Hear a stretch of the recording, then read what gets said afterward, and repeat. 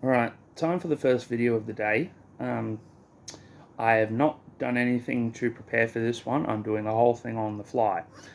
This one's going to take back to a bit more of a serious tone, but ultimately, I don't think it's like controversial or anything. I think it's pretty straight up, and that is regarding a lot of the current things that are happening within the science community. Obviously, as if you've watched my previous videos, you might sort of realize that out of the sciences, I sort of have a certain passion for physics.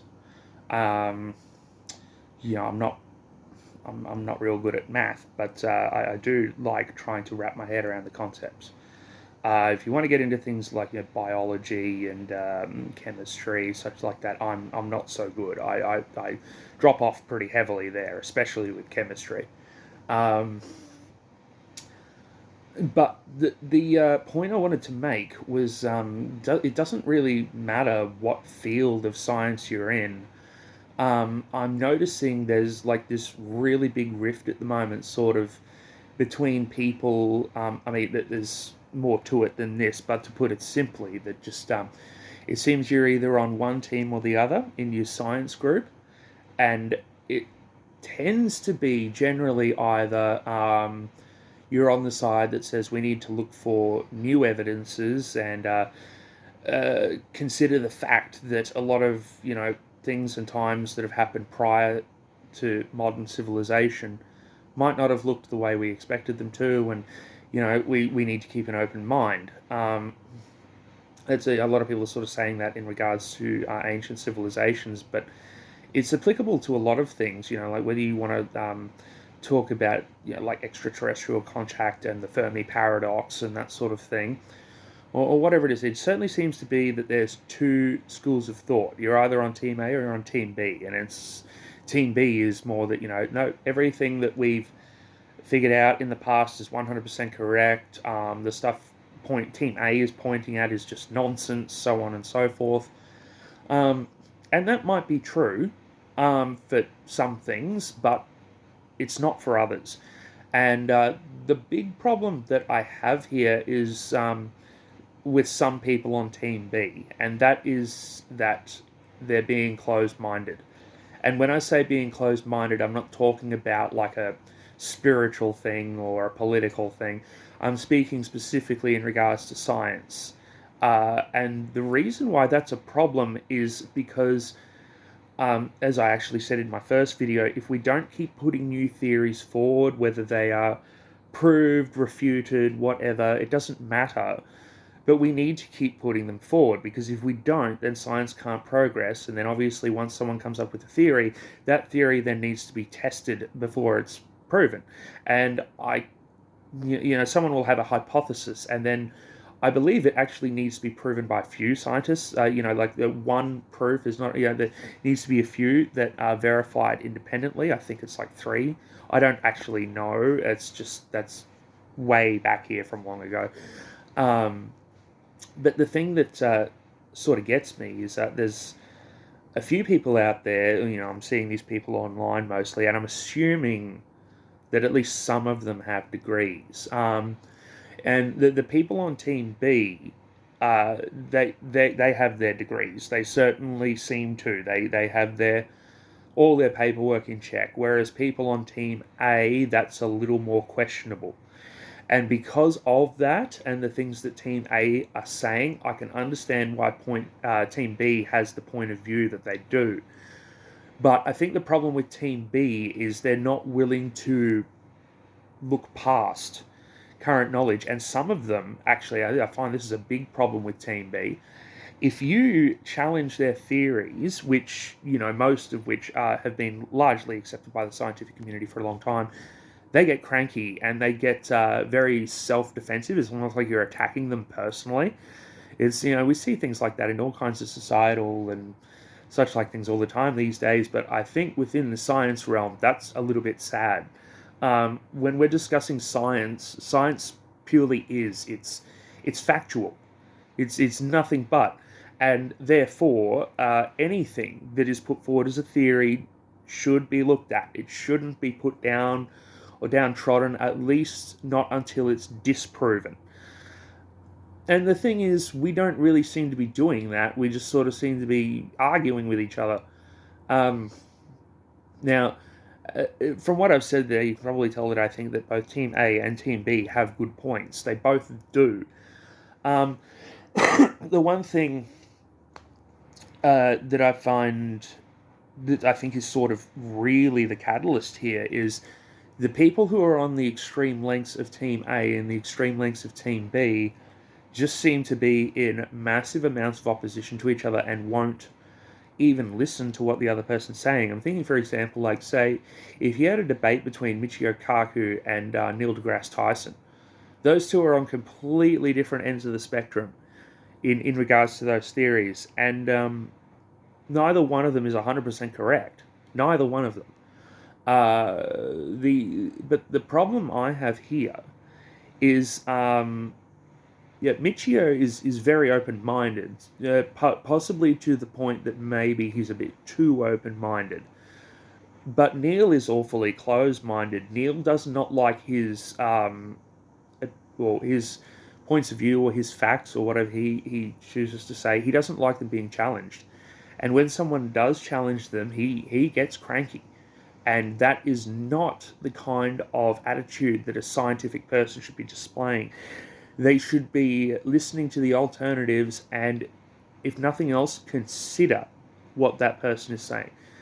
They're not trying to offend you. They're not trying to say you're an idiot or anything. It's just an alternate point of view. And as it doesn't matter if you're on Team A or Team B, insulting the other team over their ideas or theories is not going to help. If you don't like what they're saying or you don't agree with it, then put the work in to prove it. Simple as that. But you're not doing that. You're just arguing. And there's a few other scientists who are on that sort of world stage at the moment, but those two particularly, Neil and Michio, it was like there was, a few years ago now, there was a lot of science-based people, coming out and sort of having a minor amount of celebrity, and I believe a lot of that was pretty much through the show The Big Bang Theory, which to someone like myself, it had its moments, but it wasn't as deep and, blah, blah, blah, what other people want to call it. It's just a sitcom. But it seems to me that a lot of the scientists that had guest spots on that show sort of thing, they rather enjoyed it, which is fair enough, but they enjoyed it to the point that they didn't want to lose it. They didn't want to go back to their lab or whatever it was to keep doing their point. They decided to hang on to their celebrity as like a celebrity scientist, and both Michio and Neil are guilty of that. They don't want to, it's almost like they're going to keep saying controversial things so that the light is still cast on them, basically, which, as a scientist, that's a profound mistake. As far as I'm concerned with you two at this point, you're celebrities. I understand you have science backgrounds and things like that, but get out of the public light already. Like, unless you've got something new and important to say, move over, let some other people talk for a while, and listen to what they're saying. Don't just automatically throw their ideas and thoughts out the window.